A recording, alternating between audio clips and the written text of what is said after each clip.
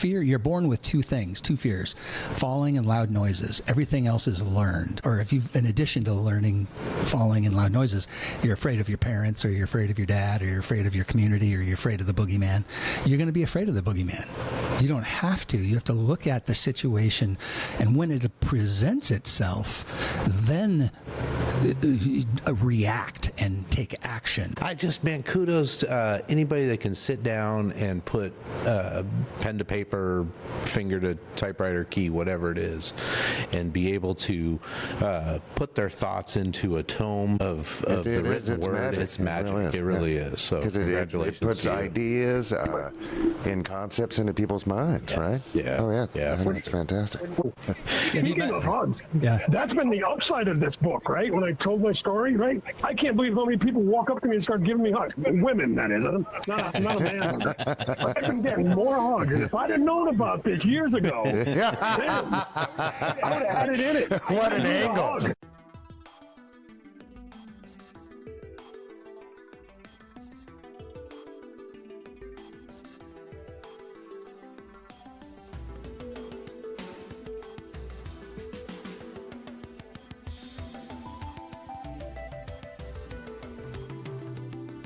Welcome everyone to Our Town Podcast, coming to you from the Cedar Stream studio space in beautiful downtown Renton. Please take a moment to like and subscribe, share if you can, and review if available. We'd love to hear from you, so comment below and tell us how we're doing. Hit the like and subscribe button to never miss an episode. And don't forget to visit our-townpodcast.com for all the links. Join the members only section of the website or sign up on Patreon. And now, here they are, the boys of Our Town Podcast.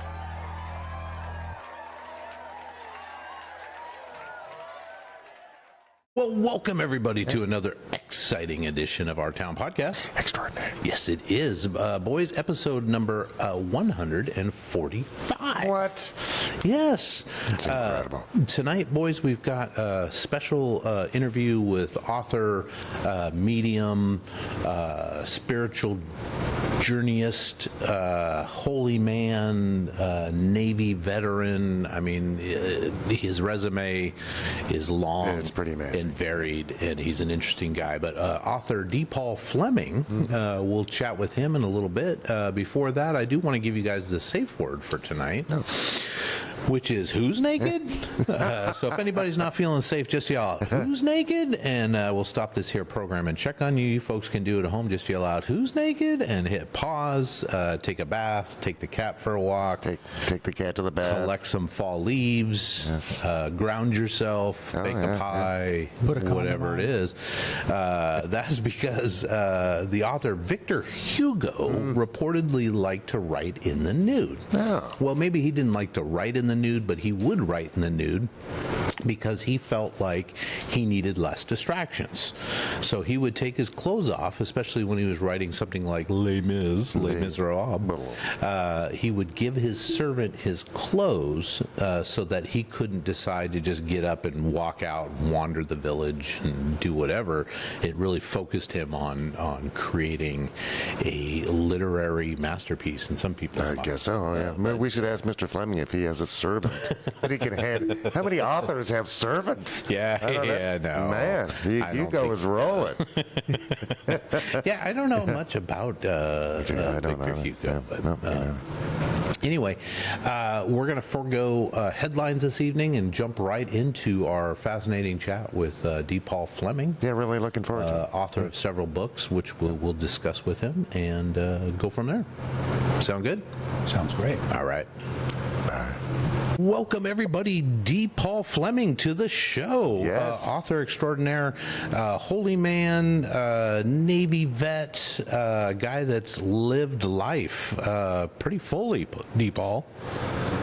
Yeah, I'm ready to retire and go back to the starting point. D. Paul, I want to start with you're a Navy vet. My dad was a Navy guy, so I wanted to kind of ask you a little bit about that because I'm discovering more and more about my dad's time in the Navy. So I've been kind of fascinated by his journey. What was your naval journey, if you don't mind me asking? Yeah, boot camp, series of advanced schools, electronic schools, and then sub school, and then into the fleet. Spent 3 years, 2 months attached to the USS Dallas. You ever saw the movie The Hunt for Red October? Yes. I was on that boat. Wow. I rode that boat for over 3 years. We were deployed for 2 years and a month or two, in that 3-year ride. Wow.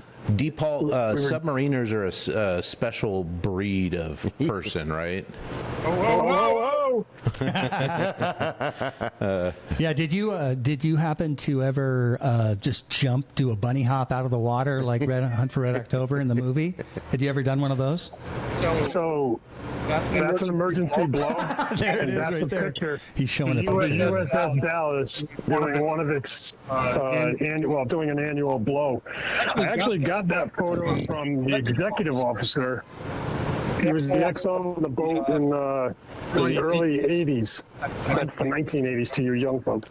And the crazy part of how I came into that photo is, if you don't have faith or believe in, karma, if you will. He was in a bad spot, and I just happened to get a call from someone who needed to as a construction guy, and I ended up taking care of this guy. It's a long story, but the short version is I ended up with one of the first emergency blows from the Dallas post commissioning. That's awesome. That's very, very cool. Yeah, that's so. Had you ever experienced one of those yourself? Is that what you said? Yeah. So inside, what's it like inside? Yeah. What's it like inside when you do that? Yeah. So go into your bedroom. All right. Doesn't matter how big or how small it is. Take all the rest of the stuff that's in your entire house, your garage, and your storage facilities. Pack it into your room. Okay. Then shake it around. Put it in an earthquake for a little while. Right. And then go stay in that space for 3, 4, 5, 6, 7 months. Wow. Basically, just know that you've got a good cook passing some food through a window to you. Otherwise, that's about the scenery. Wow, that's insane. That's pretty cool. Oh, yeah. And was that a nuclear-powered submarine to boat? Yes. Yeah. We don't have many. Yeah. Diesel. We don't have many non-nukes. I mean, we've got some diesels. The Russians got a lot of diesels. Yeah, they do. And I'm writing a book right now on Operation Obtain Document 3, which is when Muammar Gaddafi drew his line of death across the Mediterranean Sea, and the U.S. military said, the international law is 12 miles, and you're not going to just draw an imaginary line and absorb a percentage of the Mediterranean. So Gaddafi didn't agree, so they sent a whole lot of Navy folks in there to kind of correct them. And as I like to say, I was there when we went after Gaddafi the first time. Whoa. Hello. What was that like? What did you do there? What was your role? Yeah. Well, I was trained in electronics, and I was attached to that boat for over 3 years. I didn't get into my electronics division. I did everything you can imagine. I played with the Navy SEALs. I drove the boat. I did mess cranking for a 3-month run, and then I was invited back because I did it so well for another 3-month run. So if you ever done dishes and served in a restaurant, that's the size of a postage stamp for 120 men. That's mess cranking. Wow. So then they sent me topside to be the deck div off, which I was in charge of everything topside, and a lot of stories. Yeah, fantastic. I bet. Yeah. Geez, and DePaul, did you get out of the Navy and then go on your spiritual journey, or did this take place kind of growing up as a youth? When did that sort of happen for you in your life? So I left the Navy and was discharged to VA, and they retired me a little while after that. And on a couple of these runs, the Navy tried to kill me, ran me over with the sub once or twice.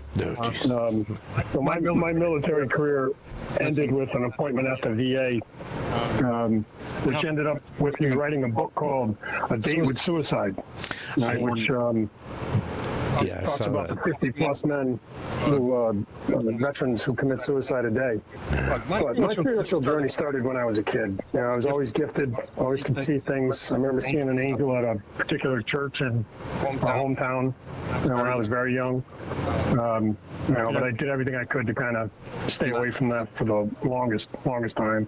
And then, you know, Great Spirit, God, Jesus, the whole spirit world had some other plans for me, so they kept kind of slapping me upside the head and pushing me in the direction of being what granddaughter Crow coined for me as a seasoned holy man. Right on, right on. Have you ever had an out-of-body experience or astral projected? Oh, yeah. So have I. I've done that a couple of times. It's a pretty interesting experience. Did you actually see your body and then like slam back down into it when you figured out you were laying down below you, you're floating above your body type of thing? Do you ever remember something like that? Yeah, so two different things. One is the astral plane. You know, it's kind of a different approach because I go there on purpose, right? But the out of bodies, sure. You know, like I just said, I maybe tried to kill me a couple times. One, I was watching myself from about 30 yards above the boat, watching them pull me out of the ocean as I'd gotten sucked down between the boat and the surface ship and crumpled up and rolled around. Last thing I remember was looking up going, man, this is going to suck. And then I remember watching myself from above the boat. Yeah. You know, so that was an adventure, but not the first time I was dead and hanging out between worlds. So I could talk to you about that stuff for quite a while, but I've been in that position a number of times, especially as a young kid. You know, I was pretty beaten up as a young kid. Yeah. Did you happen to do that? Was that during like dreams, like when you go to sleep, or was that when you would get in a fight or something?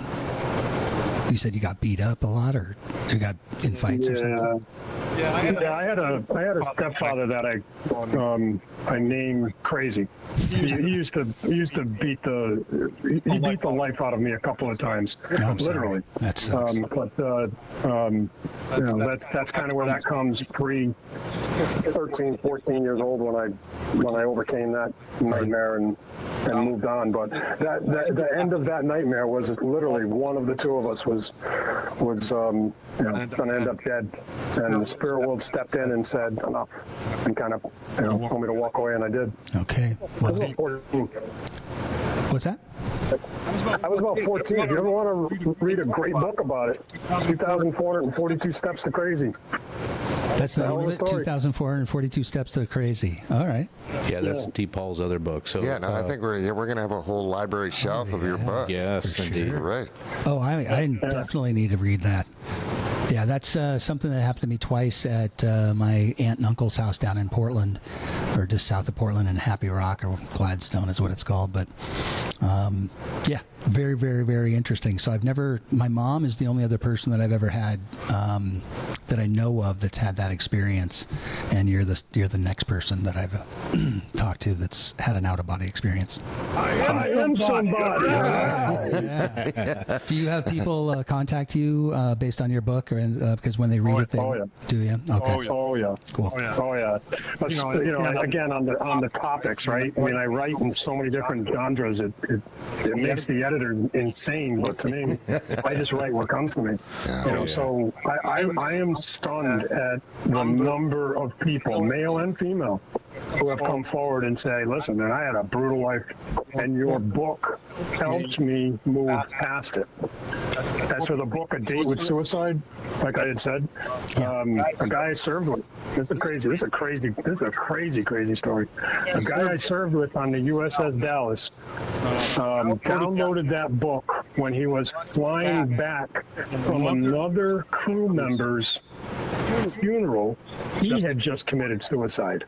Oh, wow. So a week before my book came out, a shipmate of mine, it's the fifth or sixth one so far, has committed suicide.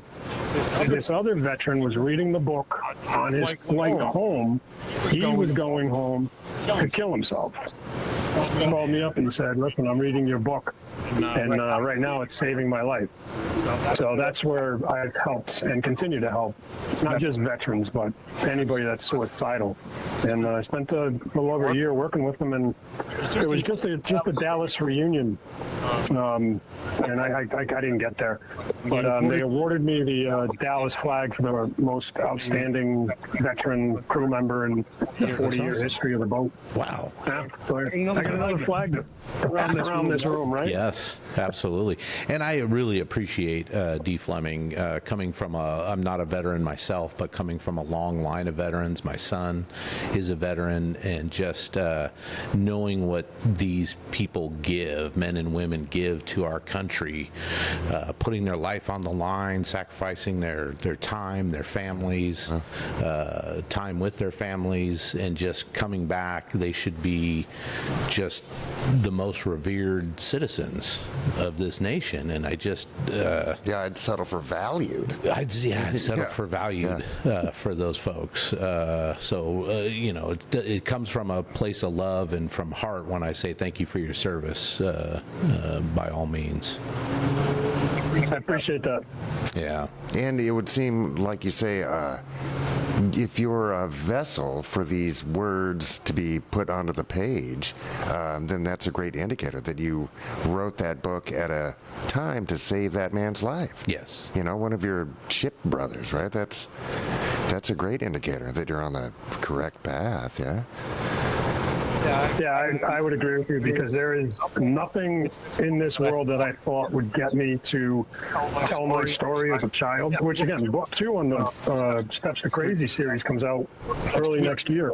And then to talk about suicide, I mean, the first lines in the opening chapter of A Date with Suicide start off with something like, how do you tell this story?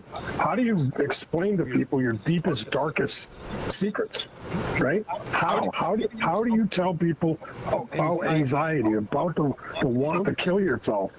How do you explain that you're in so much pain, physical pain, mental pain, spiritual pain, and emotional pain, that you just want to end it all? Yeah. How do you tell that story? ...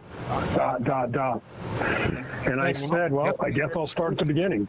And I went and said, listen, if you want to read pre-military, boot camp, read this book. But if you want to read from boot camp forward, here, even suicide. Wow. Yeah. Geez, and everybody says, just talk to somebody, but you bring up a great point. How do you begin that conversation? How do you force yourself, if you're in that sort of state, to reach out and find that help? Yeah. You say I have a problem and I need help. Yeah. That's all I want to hear is I need help. Yeah. You don't even have to say I have a problem. Say I need help.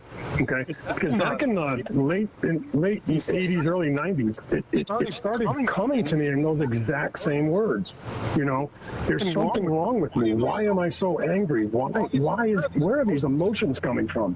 For me, it was a battle on two fronts: the spirituality stuff the gifts that I have, right? And then the PTSD that was undiagnosed, and so on, right? From childhood and military and so on.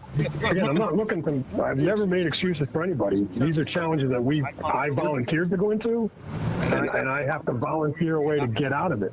For me, it was saying, I need help. And that's when I looked at my wife and I said, look, man, you got to find me some woman to talk to. And that was my first step towards mental health therapy. Again, that was 35, 40 years ago now, roughly. Sure. Right? So I preached that. Just say those words. I need help. Okay? Don't have to say, like me, I didn't know what it was. Yeah. Wow. Yes. So thank you so much for putting that book out there, putting yourself out there on the written page. And for the countless people that you've probably helped that haven't contacted you, right? That have read the book and have taken your words to heart. Yeah, it's important. Yeah. D. Paul, would you mind if I switch gears here a little bit and talk about, because you mentioned with your spiritual journey, helping people rid their lives of sort of evil spirits and stuff. Can you talk about some of the experiences you've had there? Yeah, he's showing. Yeah, he can. Yeah, I'm trying to get you video, but he just showed a picture. Can you show that again, DePaul? Do you want the boom or no? Yeah. So it's called Mysteries. It's DePaul Mysteries at the Wyndham Inn, the Feral Feline. Oh, yeah. Is this going to be a series of books centered around the mysteries at the Wyndham Inn? So this is the first of the series? Oh, yeah. Book 2 will be out here. It's already done, and it's getting it through editing. Book 3 and 4 are underway. But yeah, book 1 leaves you at a point where I've had people call me up and say, "You suck." Bang, bang, bang, bang. Man.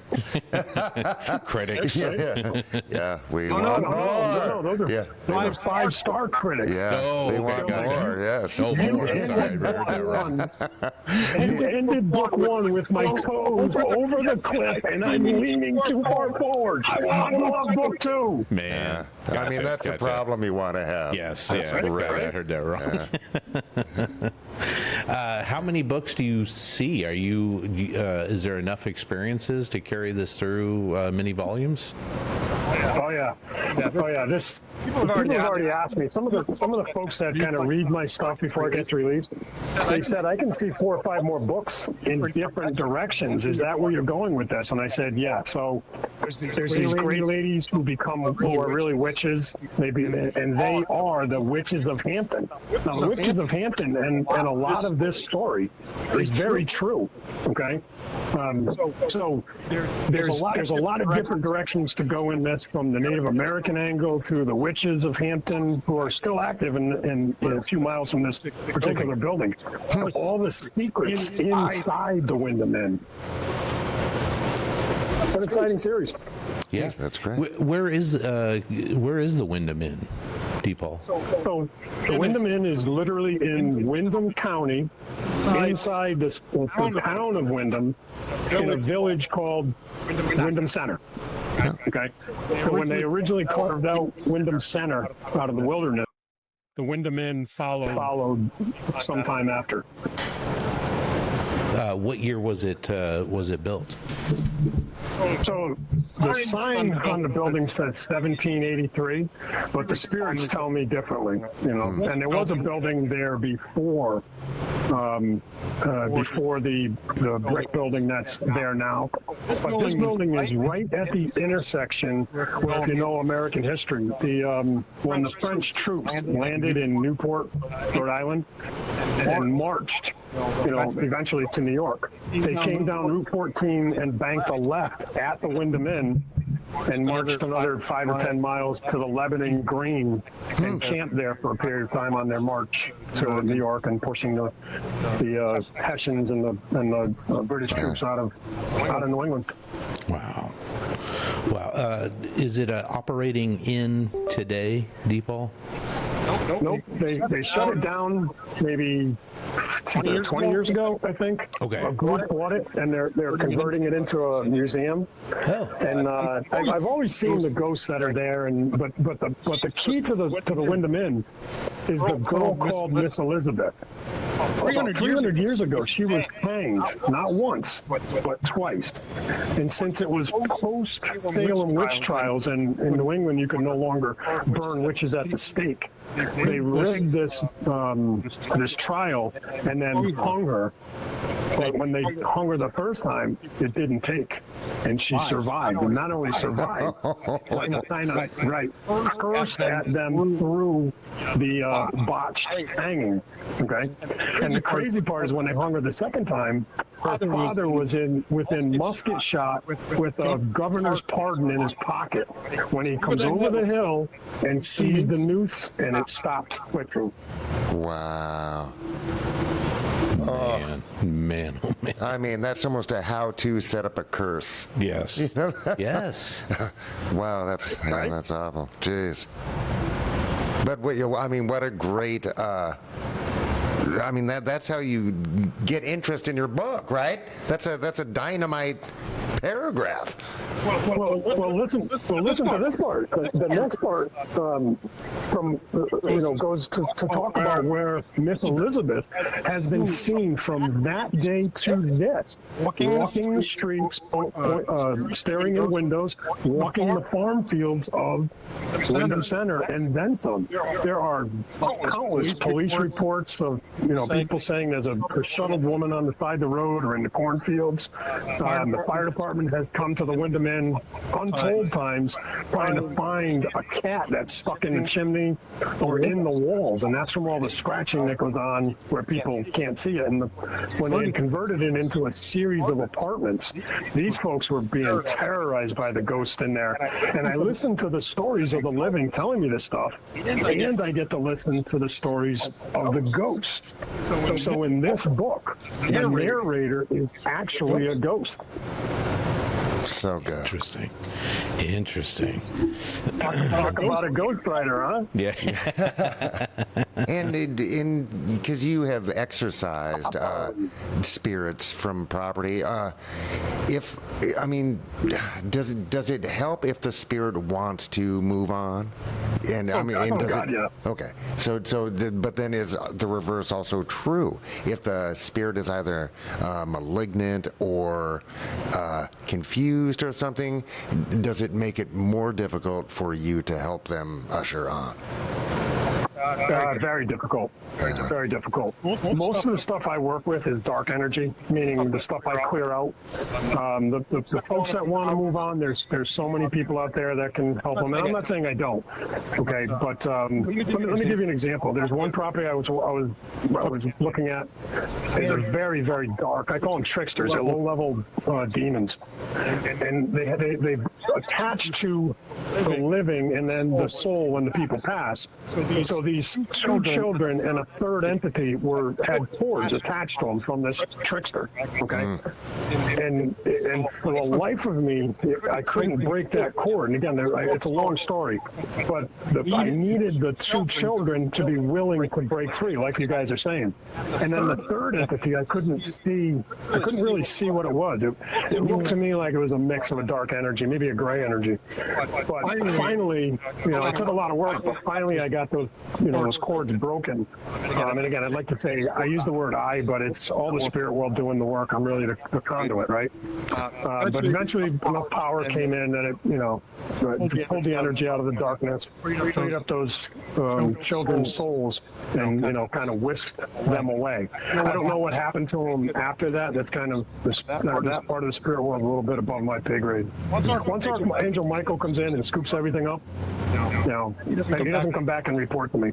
I tried, but he won't send me an after action report. Man, D-Paul, how much drain on your physicality, your emotions, your spirit, your everything does something like that take out of you?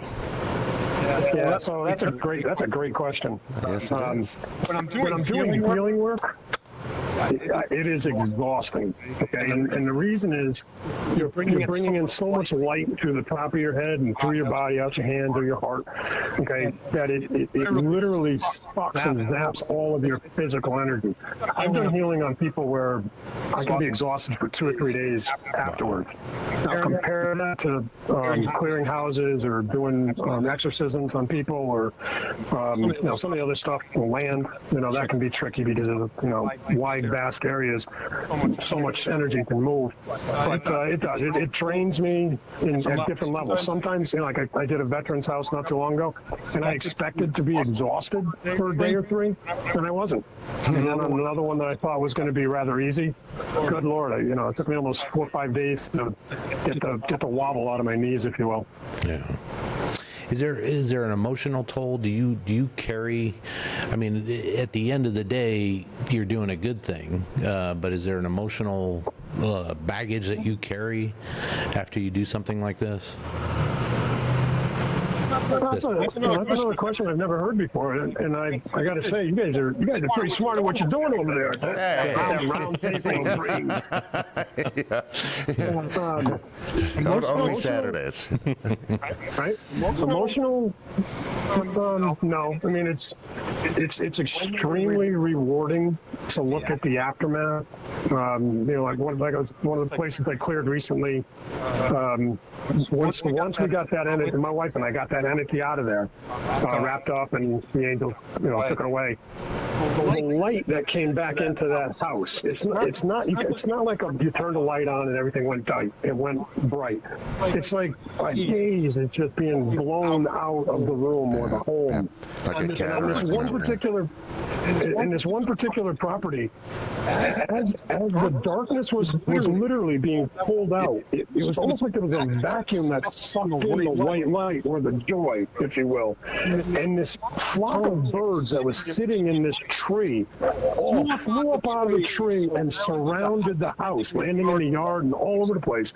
And the woman, the veteran's wife, said, "That's the first time a bird has been on our property in a decade." Wow. And I looked at her and I said, "You can't be serious." She goes, "I've been saying this for years. Birds won't come. I put out bird feeders and nothing would happen. No birds. Occasionally they'd come," she'd say. But no, for the most part, they would leave. They wouldn't be here very long. So that type of reward, is very, very cool. Yeah, I bet. Yeah, it's got to be a good feeling. You mentioned your wife joining you. Is she similar to you? Has the medium? Has the Well, my wife is my earth angel. Okay, so make sure you plug that big time on the on the podcast, right? Make sure you get a lot of. I said my wife is an earth angel.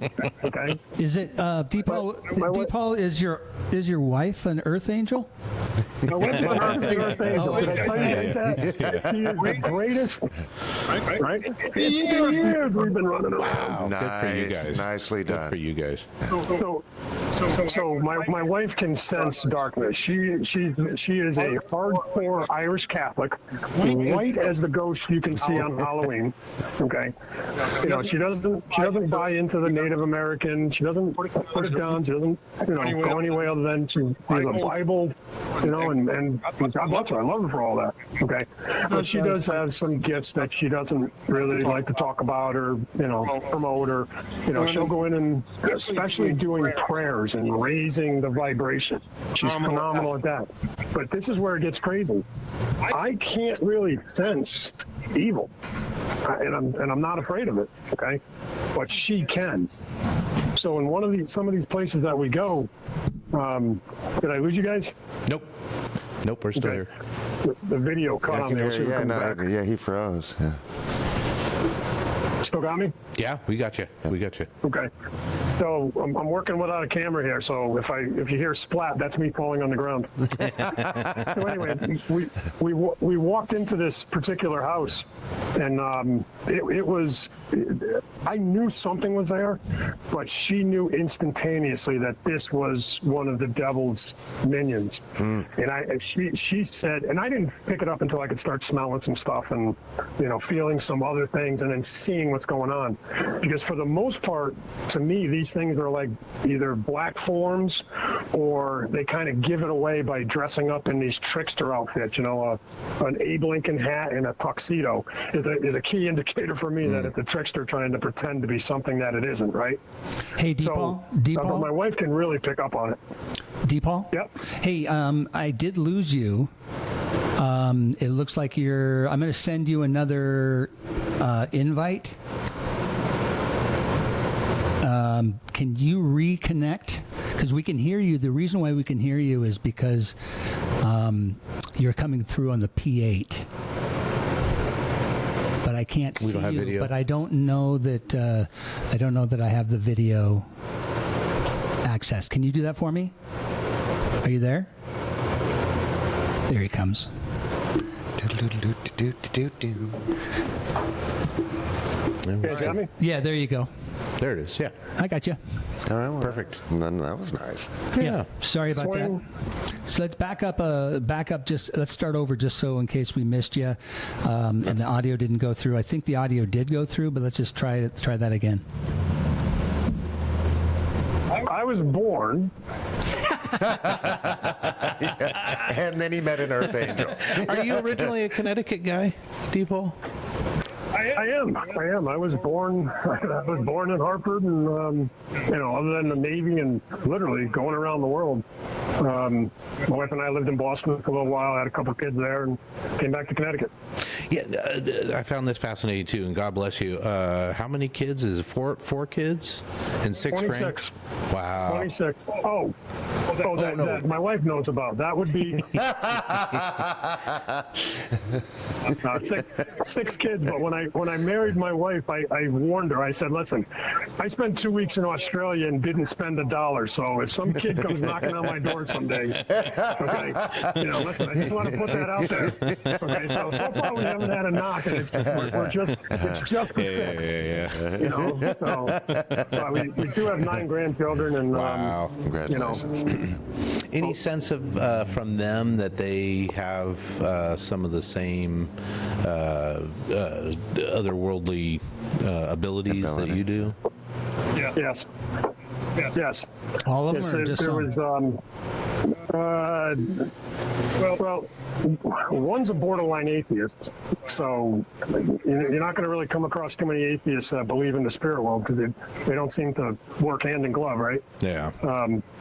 So 2 of them have very, very strong gifts. They used to see ghosts in their bedroom, freak them the hell out. Yeah. And they are a magnet for what they do. And that's part of what happened to me, is your soul light just kind of keeps doing what it's supposed to be doing as you age. And the more that shines, the more you attract not just darkness, but every ghost, spirit, goblin, and witch wannabe out there that want to get around your light, that proverbial porch light and moss syndrome, So yeah, I've got kids that have gifts. I've done what I can for them, but they have to, they have to walk their own path. Yeah. Hey, I've got a question for you with regard to how you connect, or what do you see or hear or feel with regard to your senses, your earthly senses, when you're connecting with a spirit or some entity of some kind? So the most important thing for me to do is remember Johnny Carson, and I put on my giant genie hat. The Karnak. And I walk around with my envelope going, I think I'm hearing. So for me, it's a matter of turning off my ability to sense, because I am constantly listening to the spirit world, and I am always seeing, sensing, feeling spirits. Now, I got to caveat that. Every living human, whether you were Adolf Hitler or, Gandhi, everybody has what I call a gatekeeper. That's one spirit guide that's with you from the time your soul is put in the body, the baby's body, until the day you die. Okay? They're with you. And then they'll stay with you at least 72 hours after your death, to make sure that you're fine and your soul is getting back where you want it to go. Right? But right. I'm constantly in contact. And what do? I do a lot to set up protection around me so that I'm only getting so much. If I don't put up enough protection, I'll feel emotions that aren't mine.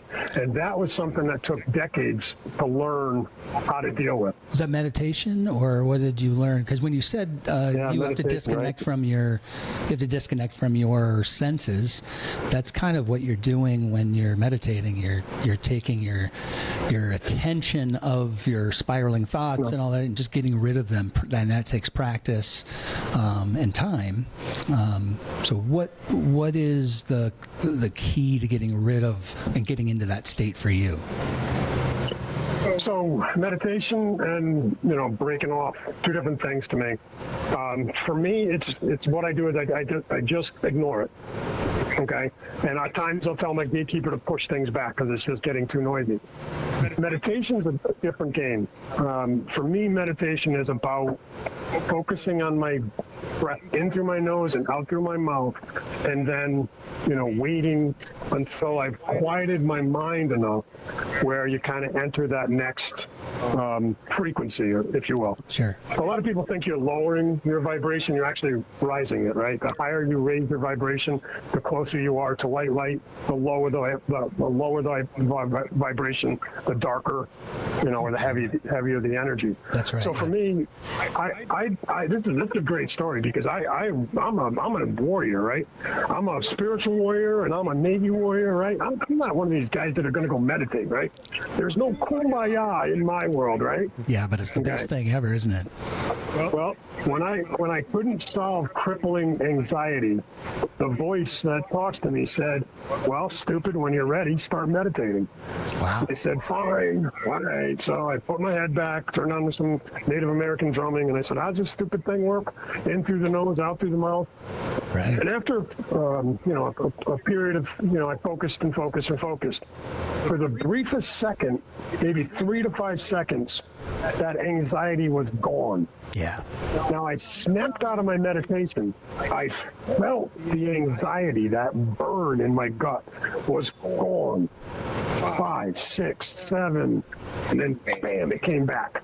Wow. Okay. Because of what happened for me with anxiety, I became an absolute kumbaya specialist. Okay. Again, I'm not big for the kumbaya and the cross legs and all that. I love listening to my Native American music or guided meditations. Sure. Okay. And for me, that's what I do. But it's a critical piece.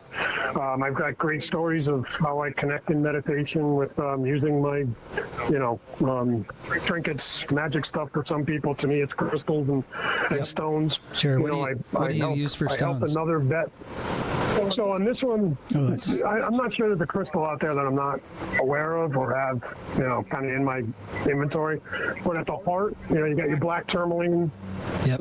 Selenite. Selenite right? For cleansing your aura or whatever. Yeah, selenite is a good thing to read to. I sleep with my get selenite. Rid of negative energy. Yeah, I'm with you. Yeah, crystals are an amazing thing. They're very powerful, and I wasn't a kumbaya guy before as well, and now I'm totally into it. It's like it's a total thing. So, yeah, crystals have energy, and I think if everybody just were to think about it in this manner, when you look at your watch and it's moving, and it's got a quartz crystal in it, and it's got what is that piezoelectric effect, where they piezoelectric. Yeah, so I mean, there's something going on in those things. The energetic forces that are within crystals are an important thing. So, good. I'm glad you're using that. Yeah, on a quartz, which you'll see quartz. Yep. Right, in this particular rock. When you put quartz under pressure, it creates electricity. That's what's in the watch, But it's a great way when people say, crystals are magic. I'm like, because they make your watch work.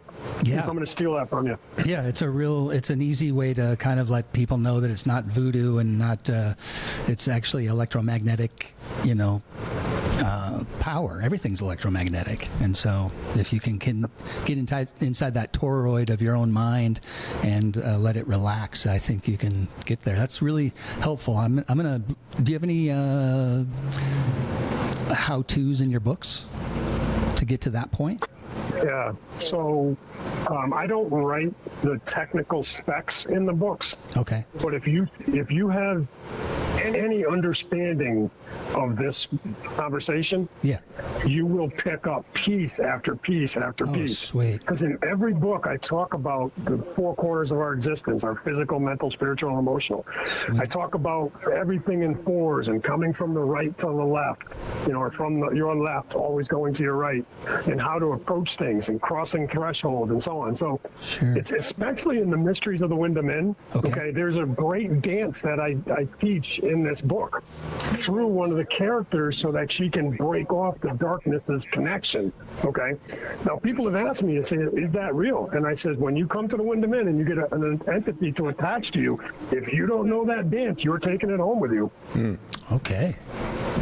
Interesting. Yeah. Awesome. Yeah.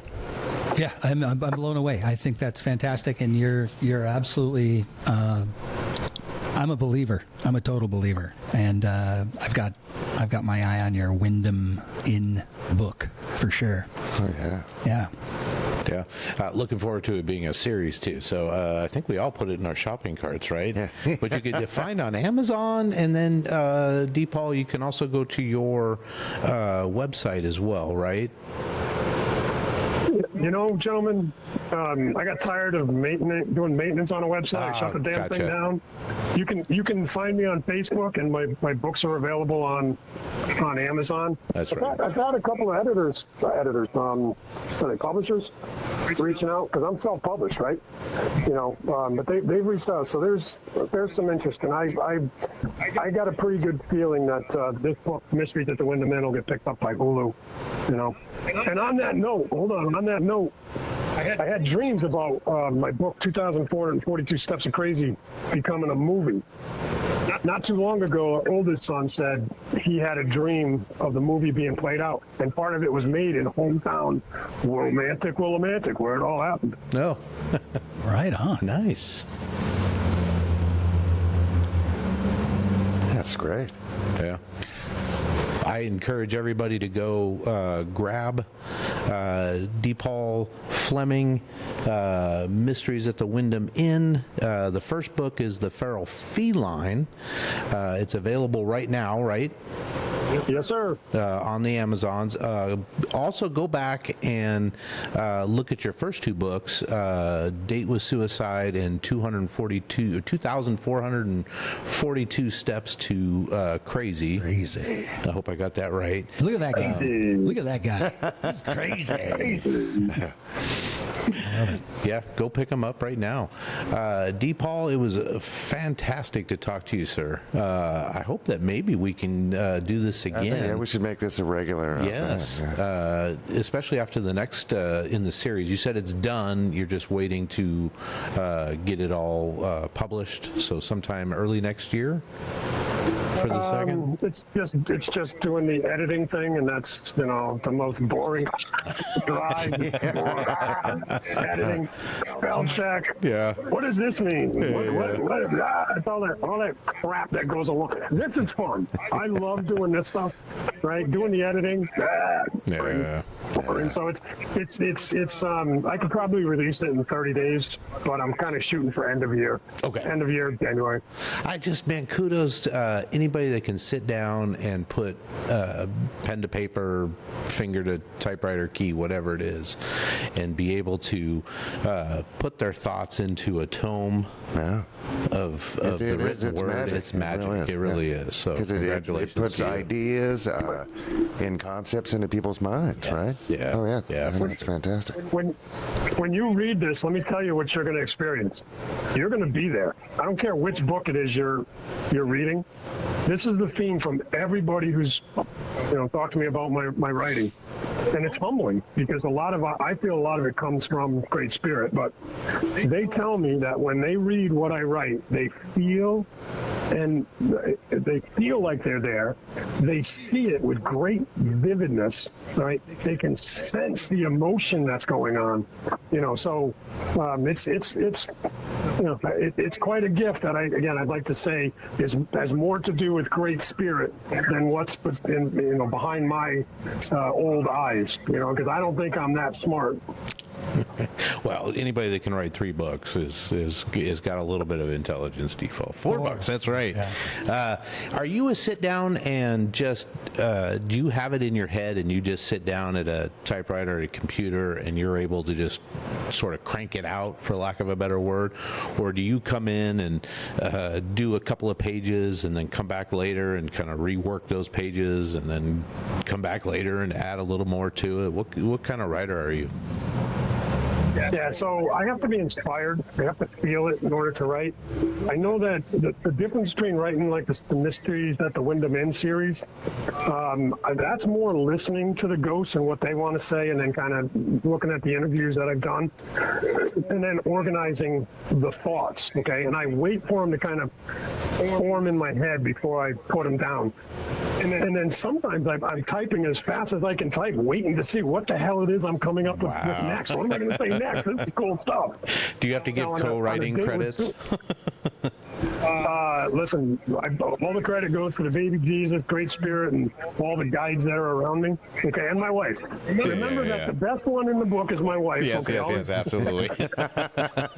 Let me close that thought though. But the first couple of books were more about dealing with memories and figuring out how to craft them. Because on the Steps to Crazy, I had to water down a lot of the graphicness of what I went through because of how disturbing it was. Now, for me, I didn't realize how brutal it was until I handed my wife the book. And I had never said anything to my wife about my upbringing, right? Never said a word. My wife, my kids, nothing. She didn't learn about it until I literally handed her the book, Steps to Crazy. Wow. And, she opened it up and read it. And she said, you weren't abused. You were tortured. Man. I say that not to gain sympathy or empathy or whatever the right word is. I say that because I had to draw back and say, I didn't really think I was abused. I thought I sucked. I thought it sucked. But then looking at it through the eyes of others, wow, that was torture. So, that's where it makes it easy for me to have conversations with others because I can absolutely relate how they think they were at fault or how, they think their story isn't as bad as somebody else's, right? Was there part of her that read that book and then, I don't know, a light bulb goes off and she knows, I mean, you guys been together 50 years. So was there a moment where she just read the book and was like, okay, yes, I understand you. This makes sense. This is, because obviously it's who you are, right? Right. It can't not inform who you become. So because you hadn't explained this stuff to her in the beginning, was it like, okay, yes, this makes sense now? So, yes, and my wife's not a crier. I mean, my wife's a tough woman, okay? And if you don't know Irish Catholic women, they're tough women, right? Yeah. So she cried a lot. She didn't talk to me for, more than 3 days. She couldn't. Every time she looked at me, she'd start crying. Wow. But she said exactly what you said. I wish I knew, or that explains a lot, or now I understand. And there's a lot of vets out there that are writing their books, like Bobby's book. He's out in Vegas now, or Bob Dunn. He's issuing his second book. I want to say because I'm encouraging guys to tell their story because of the responses I got, like what we're talking about with how did my wife feel, right? Because people really don't know who we are, and we do everything we can to mask and cover up and pretend things didn't happen. But once you start opening up, it does. It answers a lot of questions to those who have known you. So I'll caveat that, or I should say I'll wrap that up with this. My high school class, when they read this book, I was astonished at the couple hundred people that reached out and said, wow, doesn't that answer a lot of questions? Okay, so it wasn't just with my wife, but all those people as far back. That's a crazy story that Peter, I can't remember his last name, guy I grew up with, wrote a review. When I read the review, I don't remember any of it, but he was actually the kid in the kindergarten story at my house. Oh, wow. Now, when you read the book, you'll understand that, okay? Because I got thrown across the room. The crazy didn't know this kid was there. And then the kid's parents came and got him the hell out of there. Wow. Okay. Well, he told me that story, 50, 60 years after the fact, So he wrote it up in a review. And I mean, there's 100 or so 5-star reviews on that book alone. Wild stuff in the reviews. Okay. Man. Yeah, I actually experienced, I think, some of what you did, getting thrown around by my dad, and lots of physical abuse and lots of yelling and shit that nobody should ever have to go through. And for the longest time, I can totally relate to you with regard to the thinking I was bad, right? Thinking I was the problem and giving him grace and protecting him. And it's like weird. It's that weird thing. So I'm glad you've written this book, and I'm excited to pick up on some of that and go on your journey with you, because like you said, it's really healthy for people to talk about it, and especially have other people give you a little bit of compassion, because you didn't get any compassion from your dad, right? You didn't get any of what you needed as a son, and no one needs to be that way. So you had to go to this place to get to the one you're at right now, and that place is this spiritual, I don't know, adventure that you're on, and you're helping people and giving them some hope, and hopefully people can pick up your book and find some solace and they're not alone out there. You're not a bad person if you've been abused by your parents or anybody else. So that's a great way to say that. That is a great way to say that. Yeah, well, I didn't expect to be talking about this today. I didn't know that's what we were going to be discussing, but it's kind of hit home a little bit for me, so I really appreciate that. Yeah, I can see it. Yeah. I can see it.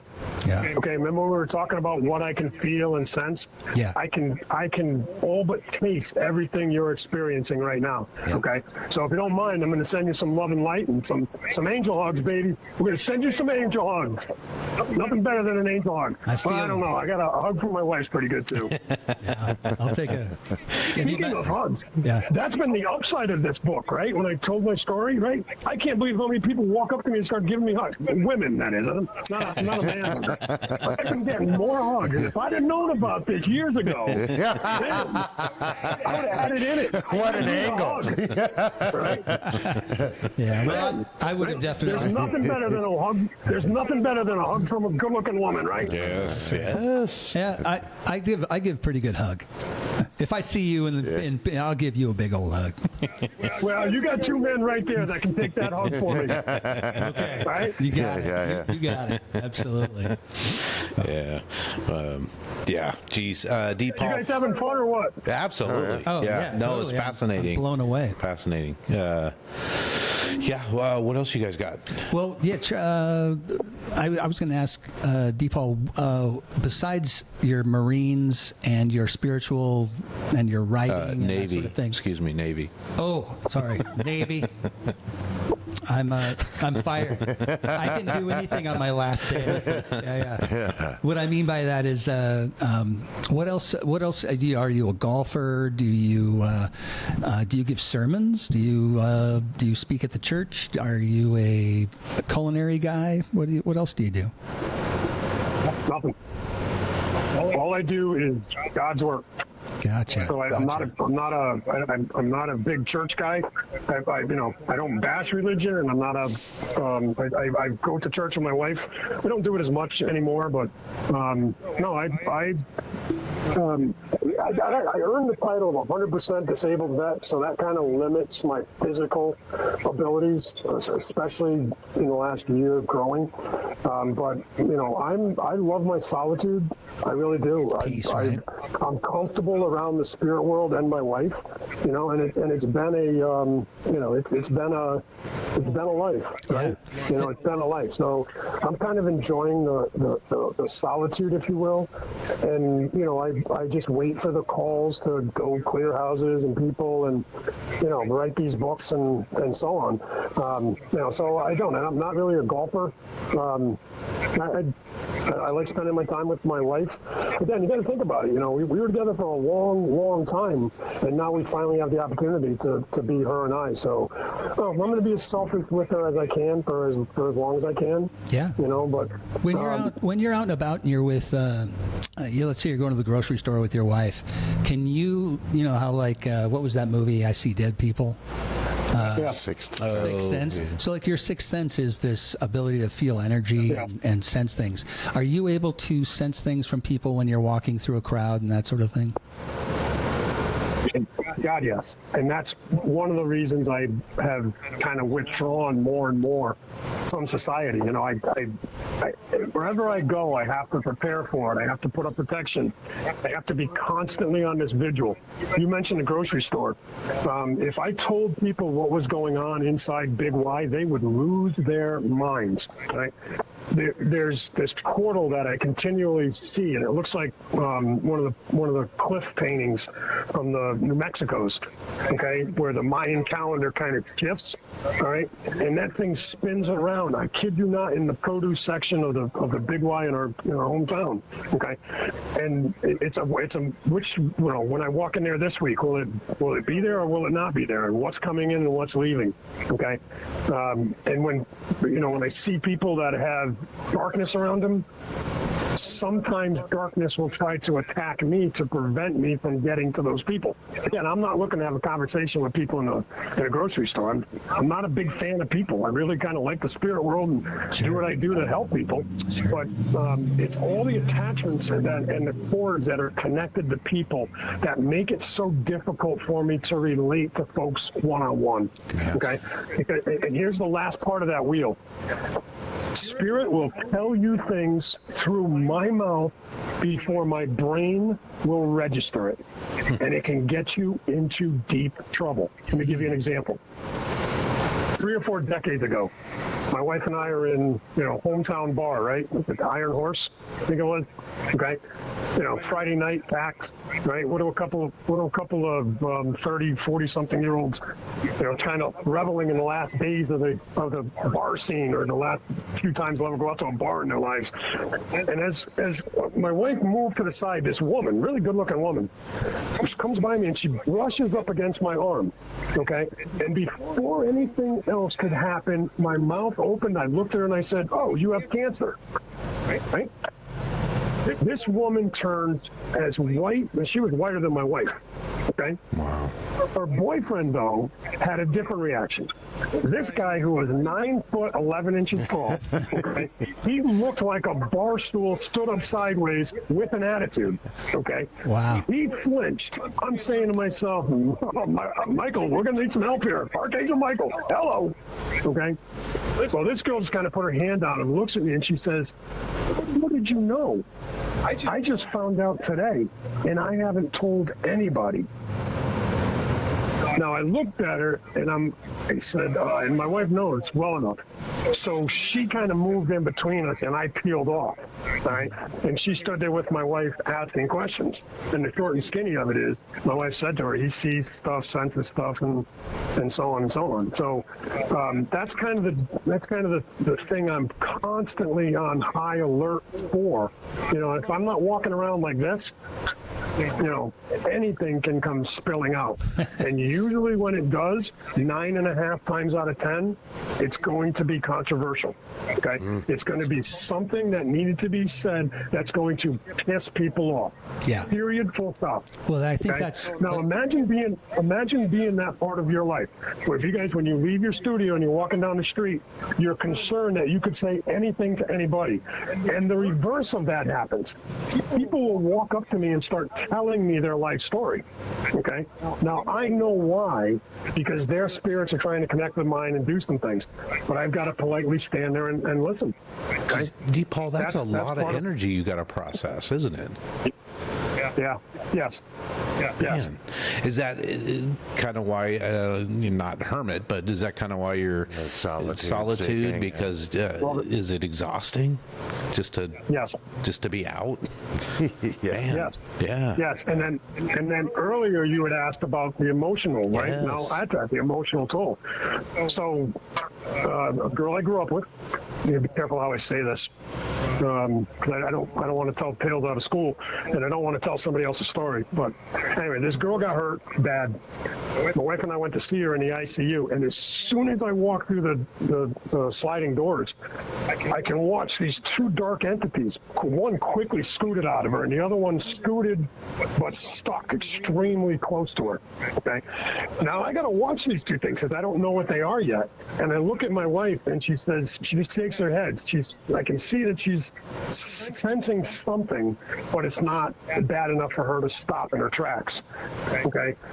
So as I'm approaching my friend in the ICU, one of these 2 entities pushes up to the wall And as God is my witness, it almost took on the image of the Marlboro Man. You guys remember the Marlboro Man? Yeah. The cowboy hat and the boots and the 1 foot up on the wall? Well, God help me, that's what this thing did, which quickly told me that that's most likely a low-level demon, trickster, or an outright demon trying to, set you at ease, right? The other entity didn't move. It stayed right there, and that was a powerful dark force, okay? So 5-6 seconds into this thing, I looked at her and I say, listen, you kind of know what I do, but you really don't. Would you mind if I said a prayer and kind of push some things away from you? And she mouthed, because she couldn't do anything else. Please, okay? So I did. I did what I do and, kind of help push that stuff away from her. So that's a constant. It's wherever I go, wherever I do, and it's not just that. I see disease in people. I keep getting this image of is it the Da Vinci painting? With the arms and the legs. So the physician's profile. Right. Well, every now and again, I'll see somebody, and that image will pop up, and I can see all their bones and all their nerves, and I can see the blue with the blood going through, and and it'll start pointing to things. Well, I shouldn't say that. It's not pointing to things. It like something highlights, will kind of point it, highlight itself, right? And I'll see it, and I'll say, all right, so and I'll, it's a tough situation. What do you do? Walk up to somebody and say, hey, I can see cancer in you. Okay, right? What do you do? Yeah. So my standard line is, I want to go to a doctor, get a checkup. Just go see a doctor. Another girl I did recently, the doctor put her on heart medicine immediately, and flat out told her, said, because she came in, it saved her life. He didn't think she would have lasted much longer. Yeah. Wow. Hey, I've got a question for you with regard to that's amazing. That's an amazing skill you have, and it's awesome. How does one come to see you? Where would someone go to see you? Meaning, if they didn't live in this part of the country, do you do things online? Do you do Zoom calls, that sort of thing? Or do you just work with people in your community and help them get their dark spirits out of their world? No, I've done stuff, outside of the country. Got a lot of contacts across the areas, if you will. But I do Zoom calls. I do, prayer circles, but I'm very private and very selective about it. I kind of have to. You kind of have. How do I say that? I'm gonna say it like this. The answer to your question is yes, I do. And on occasion, I do have people come to my house, but my house is a spiritual fortress. Okay, so sanctuary. I don't like a lot of people coming. But it's also a fortress because when you have the ability to do some of the things that I have, you're a target for darkness. I mean, I shit you not. I'm driving south one time and I didn't have enough protection up, and without sounding like an absolute lunatic, the dark entities had driven into an attack. I didn't set myself up well enough, and I'm literally being put under spiritual attack. One that had me crying while I was driving. Right? I mean, I had to pull over and make a few phone calls, get some help from some people I know, and I only saw pieces of it. It's some folks that mentor me that have that really do have some power. They're the ones that told me that I had a spiritual attack and that I needed to take the next step in offering or putting up more protection around me. I think I just pissed off the spirit world because they just shut the computer down again. Yeah. Just froze you. Yeah, something They're happened. They're trying there. everything. We hear you just fine, but why don't you just do so we can finish up here? Why don't you jump out and jump back in? Yeah. Yeah, sure. I'll work on it. It's coming back right now.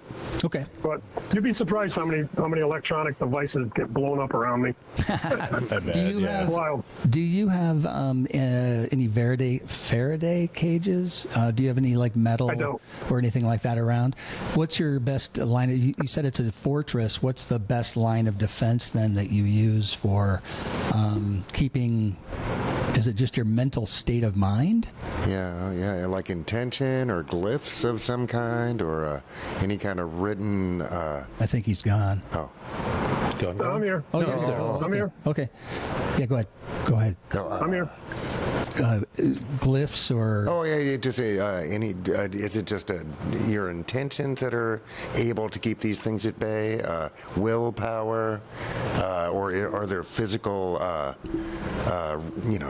objects that can also be a benefit? Yeah, so all of the above. First and foremost, okay, for me, I'm careful how I say this. I'll piss the computers off again, right? Hey, Paul, my computer's saying close all your other browser tabs that are open with Riverside on it. You might have several tabs that might be open, and it just wants you to close those. How's that? That's fine. As long as you did that, then as long as the one that you're on that we're connected with is taken care of. So we're good. Okay, go ahead. Yeah, I shut the other one down. So with close other Riverside tabs. There you go. Technology. Jeez. I don't see them, so It's probably done. It's probably all good. Yep. okay. So without playing favorites in folks' spiritual beliefs, whether you're a Christian or otherwise, for me, my first line of defense is and always is I stand in the light of Christ. Okay. Now again, you can change that to be the light of the universe. You can change it to be the light of Great Spirit, whatever it is that you believe in. But for me, it's standing in the light of the baby Jesus, right? Okay. From there, I want to stand in the light of the universe, okay? And then I call in a lot of spirit guides to help surround me and protect me against any and all forms of negative, dark, or gray energies or entities, okay? I will use crystals, okay? Black tourmaline, selenite we talked about, but I'll use crystals for different things, all right? Like Hawaii, if you want to really get somebody to open up, drop some lava rock in people's laps that you're working with, and they have a hard time not, talking. Okay, so I do a lot of the things that you would see traditional people do. All right, I'm a huge sage, cedar, tobacco, and sweetgrass guy. That goes to the heart of my Native Americanism. Okay, but I use that pre and post to clear and cleanse. I use it to clear properties and people, and it's not a day goes by, hopefully, that I don't clear and cleanse myself in some form. So I do a lot of things to set up protection. I'll suck my aura in. Again, depending on what you're trying to get into, you don't want to be noticed, and then you want to let it out. The heart of it, I stand in the light of Christ. I wrap myself in different forms of crystals. I ground myself and I connect myself to the highest and best. That's fantastic. So I got it coming from above. I connect to the earth. I got it circling me. So if you can imagine a giant ostrich egg trying to wobble down the street, that's what I look like from the spirit world's point of view. That's awesome. Hey, just a second ago when you were talking about wrapping yourself in all the light, is the window to your room to your left? Is there a window in your room right there? Yeah. Yes. While you were talking, the light increased in your room and just bathed you in all kinds of light. It was rad. Thank you. Yeah, that was very cool. So how long have you had these gifts? Probably since birth. I mean, I grew up in a pretty chaotic lifestyle. Parents, alcoholics, that sort of thing.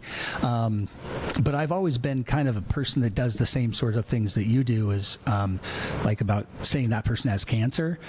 I'll be with somebody for a little while and I go like, I'll say what they do for a living, or I'll guess something that I could never know, and I would be correct, because it just kind of comes to me and I just blurt it out. It's the first thing that kind of comes to me. So, and then I've had 2 out-of-body experiences, and I'm a firm believer in letting go and allowing the universe to be what it is. Don't fight it. kind of lean into it. And the leaning into it part has been really healthy to me. It's allowed me to become more, not spiritual, but more positive. When I'm around negative people, I can feel it, and it's like, wow, you get what you get. Like what you say into the universe comes true. Like I'm always tired, or I don't feel well. It's like, well, yeah, you're just basically speaking those spells, the spelling of those words that come from Hebrew or originally from Latin or what have you. All those things end up becoming reality for you. So you're basically speaking into the universe what you want. And I don't know that people really understand that too much. They just kind of speak willy-nilly. So choose your thoughts wisely and choose your words wisely. So I'm going to guess that the two good-looking gentlemen with you didn't see the light shift. I don't know that they did or not, but I'm gonna rewind it back and recorded. Take a look. I mean, you literally don't have a white balance. Either you don't have a white balance change on your camera, but when I was watching you, you just like you've washed out your left side of you, our right side of you, just washed out and just enveloped you in a white light. So it was pretty cool. So what you saw is an angel. I'm surrounded by angels. I have access to a lot of angels. If I can call them in to either remove stuff or heal stuff or show me stuff. But that's what you saw. And if you could see one of the angels that's been with me my whole life, and that's not my spirit guide, that's just a protector, you'd have some questions, So, but you did. You caught the flash of the angel coming in to take care of something. Yeah, I totally saw that, and it was just the timing was perfect. Cool stuff, huh? It was awesome. Cool stuff, huh? Yeah, it was very, very cool. You should see some of my pictures. I like the Mysteries of the Wyndham Inn.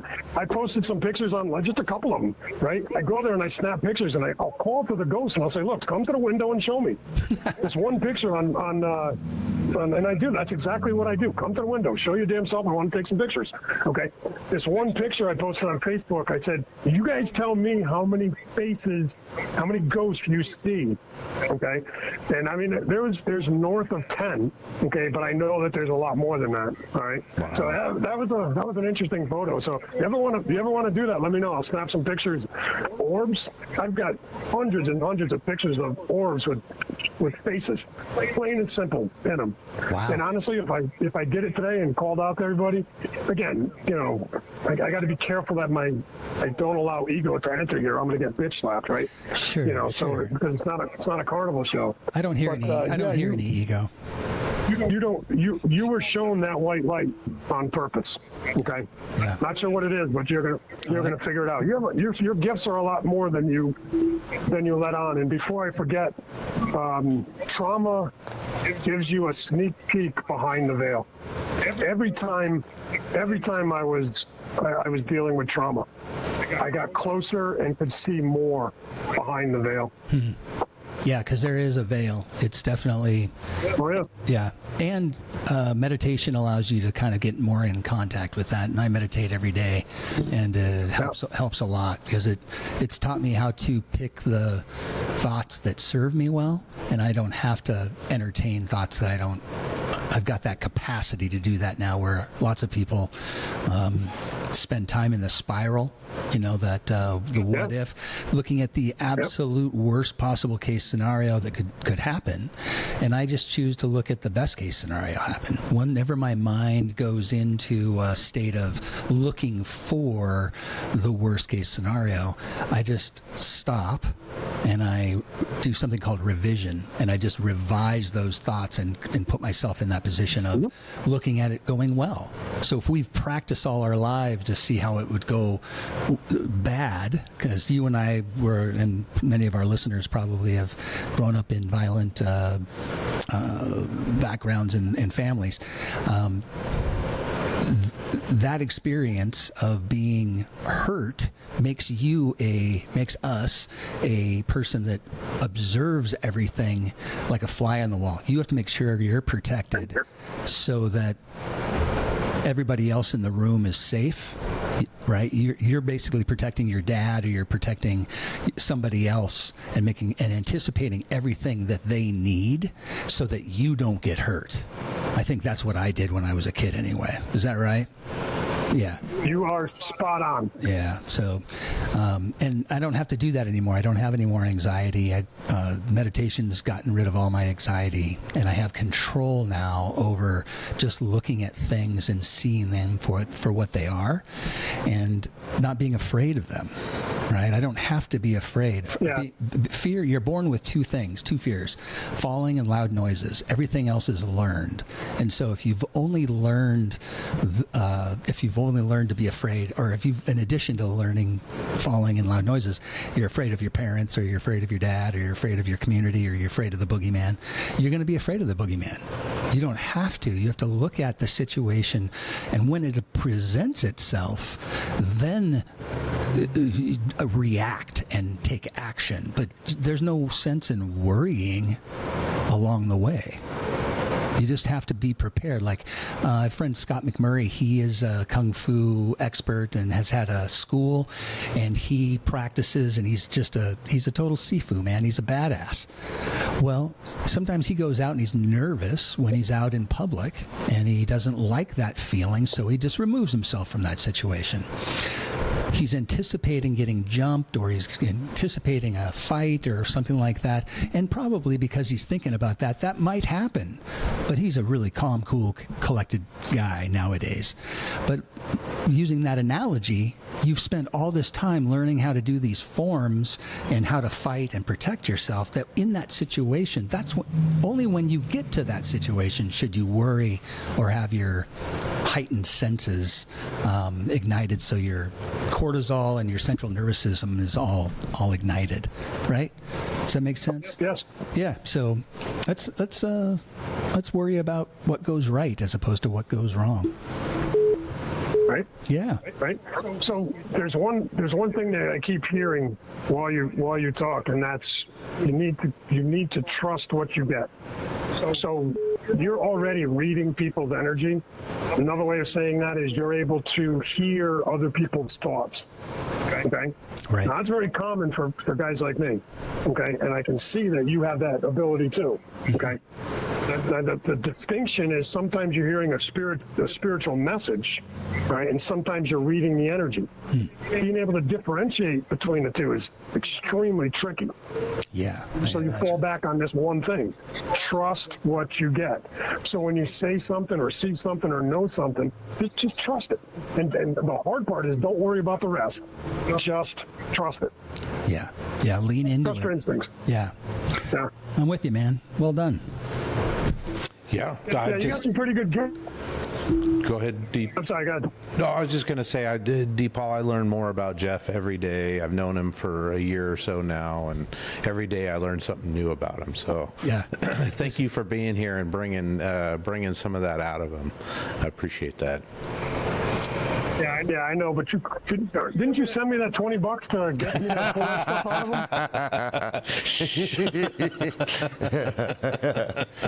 I heard it was supposed to be. Oh, no, you didn't. I thought it was supposed to be 50.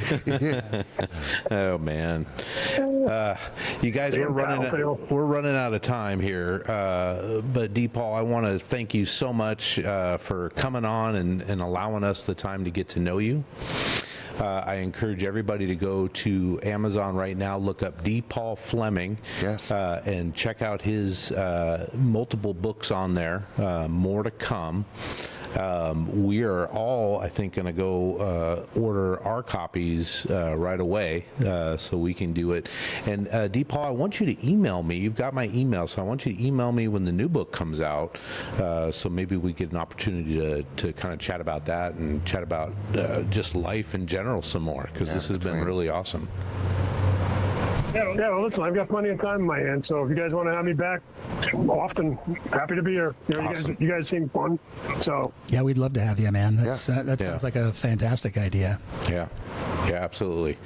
Good Great. sir. Happy afternoon to you out there in Connecticut land. Go Navy. Navy, Jeff, Navy. N-A-V-Y.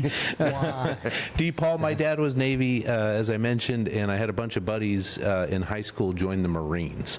And I know what it means for the rivalry there, because they would come over to the house after having served, and Dad and them giving each other a nice ration of you know what. So that's why I felt compelled to correct Jeff on that. Well, I shouldn't have made that mistake. My dad was in the Navy too. He was on, Oh, was he? Yeah, he was. He was on a frigate, or he was on something. Oh. He was the communications guy. Yeah, my dad was on the Lexington, the Gray Ghost. The Japanese had thought they had sunk it in the World War II. Okay. He was late 50s, early 60s. DePaul got to tour, mostly peacetime, but he got to tour all of the South Pacific. They made it to Hawaii, to Tahiti, up to Hong Kong, and then to Japan. So highlight of his life, I think. Really big part of who he was. So yeah, it's neat. I'm learning. He's passed on now. These 22 years ago passed on. But I'm continuing to learn more and more about him as much as I can. So. And I think my dad was on the Carl Vincent. Okay. USS Carl Vincent. Nice. Yeah. Yeah. Along with 8,000 other men and women. Yes. Yeah. Sure. Yeah. For sure. A big boat. Yeah, it's been a big boat. It's been a great pleasure. Just a really great pleasure seeing you and meeting you and hearing your spiritual path and your journey. It looks like you're doing good work for yourself and your wife and for others. So good job. Yeah. Thanks for being here. Guys, thank you so much for letting me talk on your show. I really appreciate it, and I'll leave you with that. Keep Awesome. the faith. Keep moving forward. Thank you, sir. Appreciate it. Thank you. Cheers. Welcome back, and a big shout out and thanks to D. Paul Fleming, our author extraordinaire. Yeah, that was great. What a guy. What a guy. What an excellent interview. Wherever you fall, and we chatted about this before we came back, wherever you fall on the spirituality line, whether you're an atheist, an agnostic, if you're fully bought into whatever, D. Paul really feels like he has a great understanding of his role sort of in that spiritual world, right? For sure, yeah. He just feels like he knows and understands his truth and the reality of the situation. And man, if he goes through half of what it sounds like he goes through half of, that guy's got to be just walking around tired, right? I hope he recovers and you know, just exhausted. But from it I all. think he also has found his purpose. Yes. Right. So maybe that is an uplifting. Portion. Yeah, that could be too. Because I don't feel like I have that conduit to that spiritual world at all. So I'm fascinated when I meet and can discuss it with folks because they do. Yeah, it's fascinating. Yeah. So. I really connected with him, and I thought he was just a real great guest. And he's in New York, right? Connecticut. Yeah. So. Geez, I wonder if he knows David Letterman. I'm sure he does. Everybody knows Letterman out there. They're probably pals. Yeah, neighbors, I think. Yeah, that was great. That was a neat opportunity. It was. I didn't expect that at all. Yeah. I didn't expect that kind of conversation. So I'm really excited to share this with everybody and check it out. And buy his books. And buy his books. Amazon. D. Paul Fleming, just as exactly how it sounds. We'll post some links to his Amazon page. But he's got 3 books or 4 books out right now, or he's got 4 written. I think he's got 3 books out now, and he's working on several more. But go check out the Wyndham Inn series, Mysteries at the Wyndham Inn. The first in that series is the Feral Feline, which sounds like a fascinating tale. I think it's based in a lot of like real history, history stuff and like lore, and all that. And then he's got Date with Suicide, which I applaud. Stringently, I applaud wholeheartedly his effort to call attention and to try to help anybody that's having those dark thoughts, but especially in particular veterans. Yeah, 22 a day, right? Yes, it's awful. It's crazy. It's awful. And then his book 2,442 Steps to Crazy, which I think will resonate a lot with Jeff and his own experiences and stuff like that. Yeah, totally. So. I'm excited to read it. I've not been this excited to read a book in a long time. Nice. Yeah. Perfect. So go check those out on the Amazons. D. Paul, thanks for being here, and I hope that you will reach out when the new book comes out. We'd love to chat with you again. Yeah, we're gonna have him on as a regular guest, aren't we? I think it's a great idea. I think it's a great idea. Yeah. And especially after I read his books, for crying out loud. You know what I mean? Yeah. There wasn't enough time. Should we buy each one of us buy our own copies, or should we I'm gonna. I think. We'll just pirate them. Oh man, come on, you guys. Just kidding. No, you won't. Because he's probably making like $4 or $5. Man, I hope he does fine. fine. I really do. I do. A bunch of books. I mean, and like he feels, and I hope I'm not putting words in his mouth, that he is a conduit for this larger consciousness, yes. right? And larger purposeful consciousness. But still, he's working. Yes. It's still work. It's like, let's buy this guy's books. Oh, There's for sure. Yeah. And I want more tales of like locational ghost spirit. His extricating those fuckers out of people's lives. Yeah, he sees spirits, man. Yeah. He sees things, feels things. He's a total medium. It's great. Yeah. All right, D. Paul, thanks for being here, bud. Guys, I'm going to end this here on some positivity. I thought this was kind of a cool quote that sort of goes along with the discussion we had with D. Paul. This is from Pierre Teilhard de Hardin, which I'm not a French speaker, so I hope I got that right. But he wrote at one point, "We are not human beings having a spiritual experience. We are spiritual beings having a human experience," which I thought was pretty fitting. And this time of year, happy Halloween, everybody! Yes. Yep, if you're watching Halloween, this is our last episode before the Halloween holiday. So we don't say no to candy. So if you want to trick or treat candy, and downtown is having a right now today spectacular. So I'm gonna channel my inner youth. Yes, and go looking for candy. Nice. All right. Well, we appreciate you folks being here, and we will see you next week. Bye. Later. Bye-bye. Please like, subscribe, comment, and share. And if you think this episode is worth $1 or $5, the boys would love to have it. And don't forget to visit r-townpodcast.com for all the links. For less than a cup of coffee, you can also join the website in the member-only area for exclusive bonus content, vlogs, and more. It's just $3 a month or $30 a year. Thank you for listening to this production of Our Town Podcast Extraordinaire.